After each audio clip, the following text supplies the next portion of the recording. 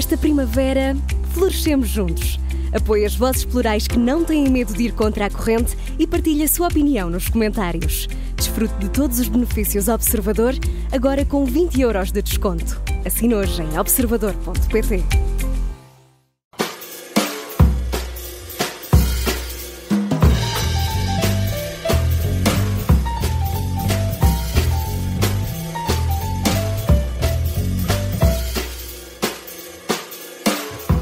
Bem-vindos ao Sofá do Parlamento. Estamos na reta final da discussão do Orçamento do Estado. Arestas finais, como a descida do IRC, o aumento das pensões, estão em discussão por estes dias e por isso recebemos o Vice-Presidente da bancada do PSD. Bem-vindo, Hugo Carneiro.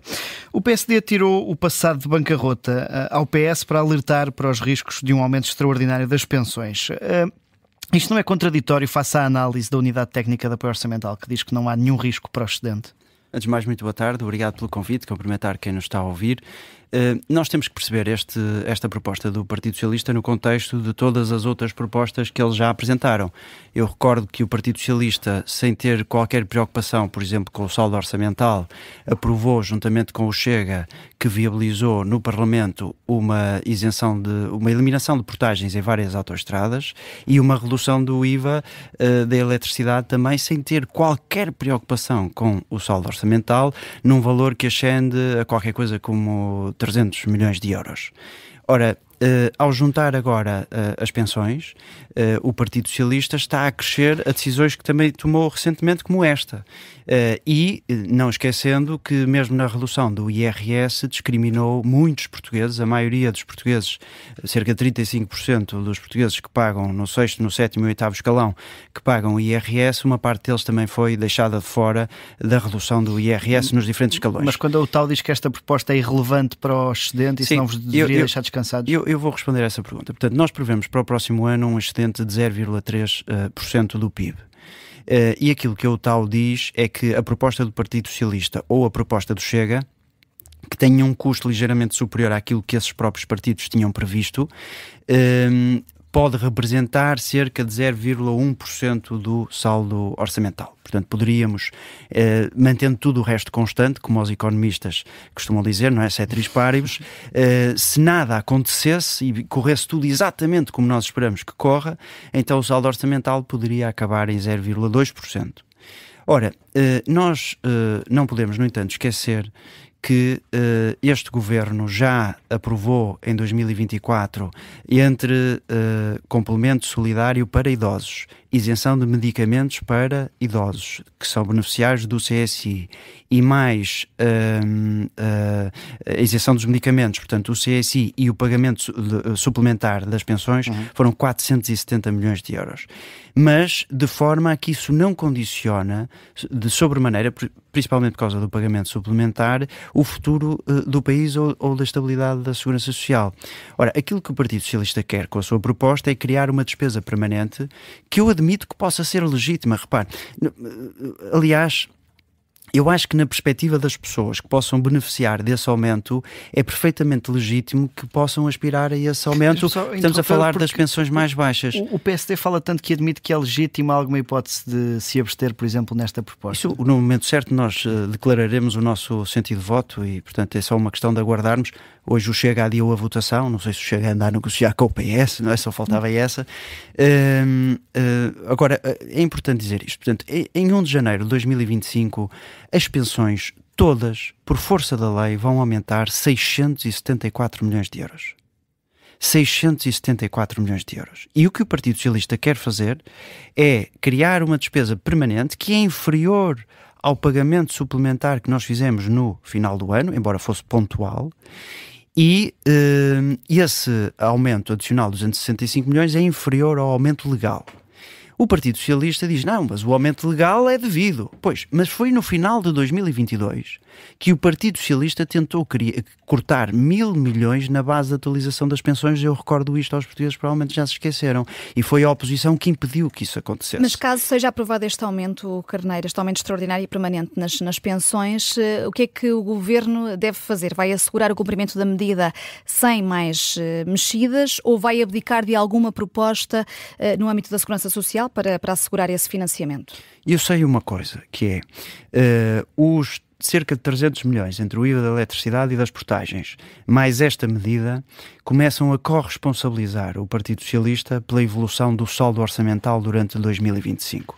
Portanto, se isto reduz o saldo orçamental de 0,3 para 0,2, mantendo tudo o resto constante, nós não sabemos o que é que vai acontecer. Eu ainda há pouco via, eu julgo que até no Observador, uma notícia dizendo que Donald Trump equaciona implementar medidas protecionistas da economia americana.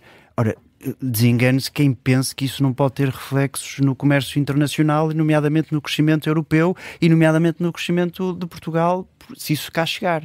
E, portanto, o que nós apresentamos no Parlamento, aliás, como proposta do Orçamento de Estado, foi que este pagamento suplementar que nós fizemos em 2024, nós estamos na disposição de o repetir em 2025, conquanto o país tenha condições financeiras para o fazer. E qual é que é a bitola a bitola mínima para que o Governo possa garantir novamente esse aumento extraordinário?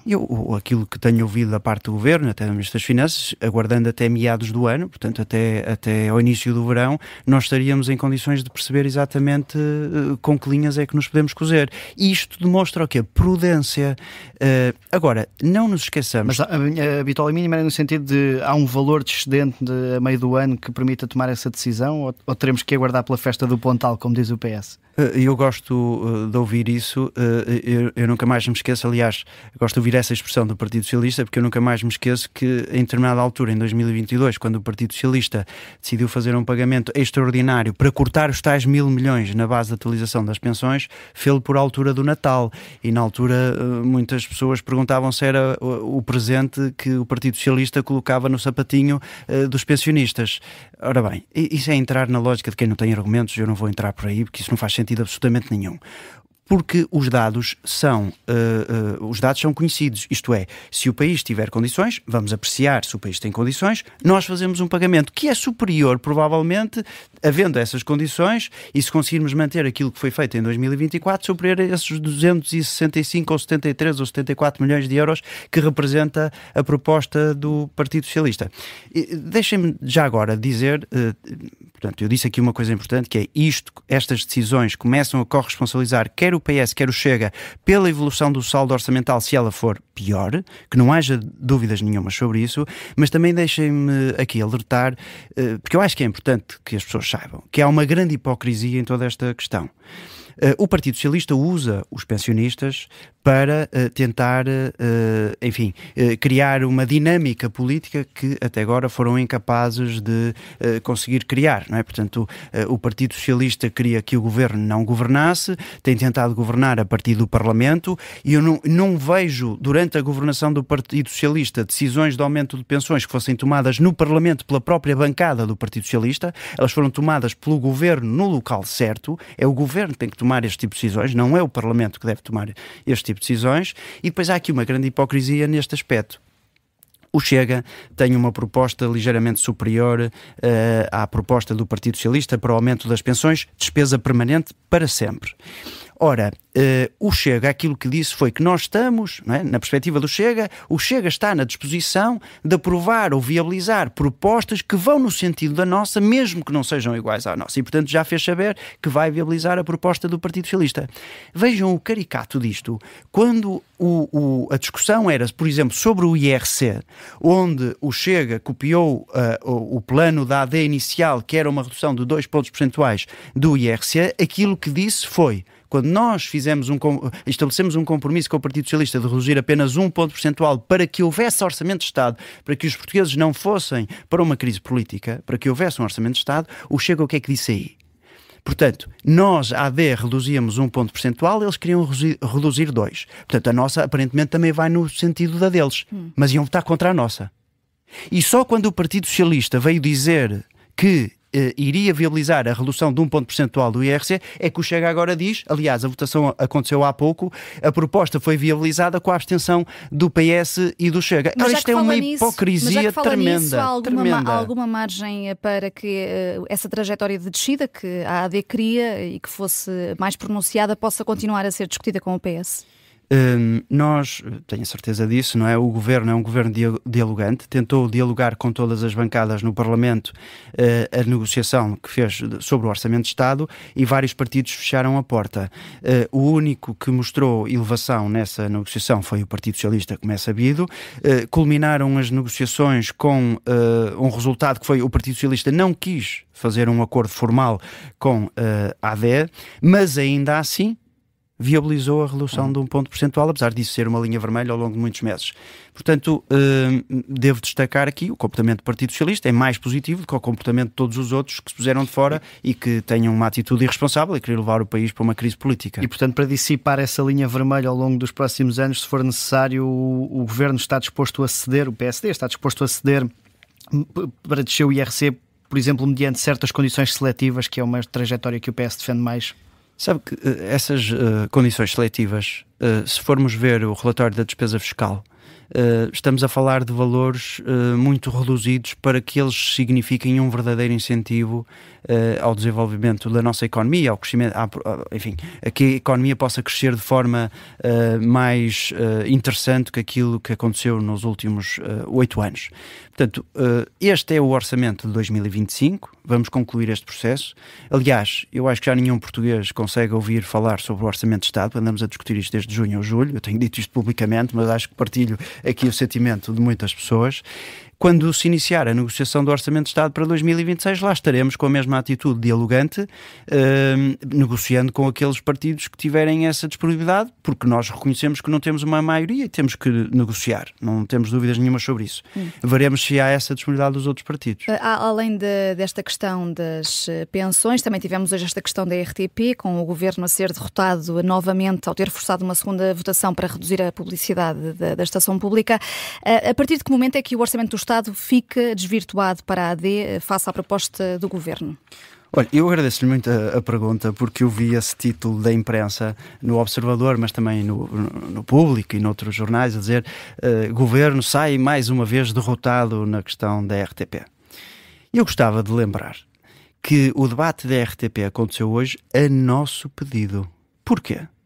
Porque na especialidade, na sexta-feira, foi chumbada, foi aprovada a proposta do Bloco de Esquerda que impede, no entender deles, qualquer corte de publicidade na RTP, e essa proposta ia passar sem discussão. Era o que faltava.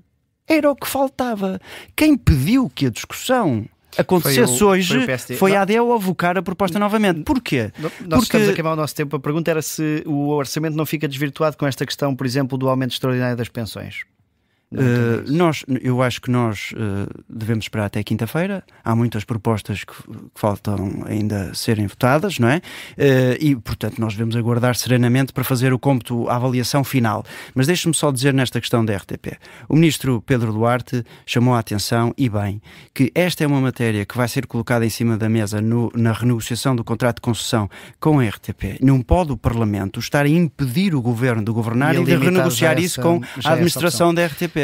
É absolutamente irresponsável. O Carneiro já conhece aqui o sofá do Parlamento. Nós temos uma última pergunta a que chamamos Defesa da Honra. Vamos a ela. Cada palavra para que efeito? Para a defesa da honra, Sr. Presidente. O Governo e o PSD mudaram a proposta do IRS jovem, cederam na ambição do IRC. O Governo não está a mentir aos eleitores face à campanha eleitoral que prometeu, por exemplo, estas duas medidas, com grande veemência? Sabe que nós, sobre isso, temos uma postura de muita humildade e de respeito pelo voto dos portugueses. Nós apresentamos um programa eleitoral, esse programa eleitoral venceu as eleições, mas não venceu com uma maioria absoluta.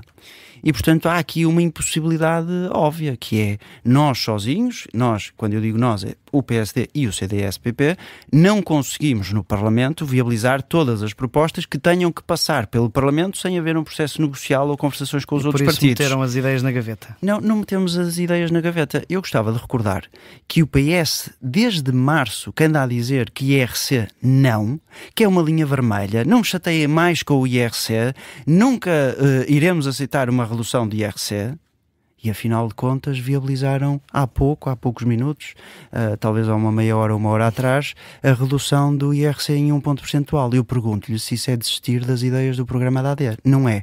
Não conseguimos os 2 pontos percentuais, não temos maioria, conseguimos 1 ponto percentual. Isso é importante para pôr a economia a crescer, atrair empresas que paguem salários melhores para os nossos jovens e todos os trabalhadores que sonham e desejam legitimamente melhorar a sua vida. O Carneiro, obrigado pela disponibilidade para se juntar ao sofá do Parlamento. Eu sou Miguel Viterbo Dias, comigo esta semana esteve a Vanessa Cruz, agora neste novo formato, sempre às terças-feiras, depois das notícias das 5 da tarde.